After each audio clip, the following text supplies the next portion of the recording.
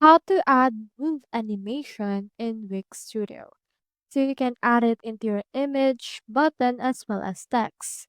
So just choose which you want to add it with and click on it. And then from there, click onto this Open Inspector icon that we see. Now click onto this lightning icon in order to go to your animations in the text. So the actual move animation is available into the entrance, into the hover, as well as click scroll loop, but not on the mouse effects.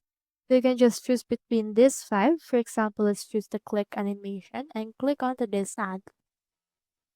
Now from in there, you can see the move option. So make sure to click on it and it should be able to show you a preview of how that will look like into your actual image. Now, once you're done, click onto this publish option in order to publish it. So that's how you add move animation in Wix Studio. Hope we helped.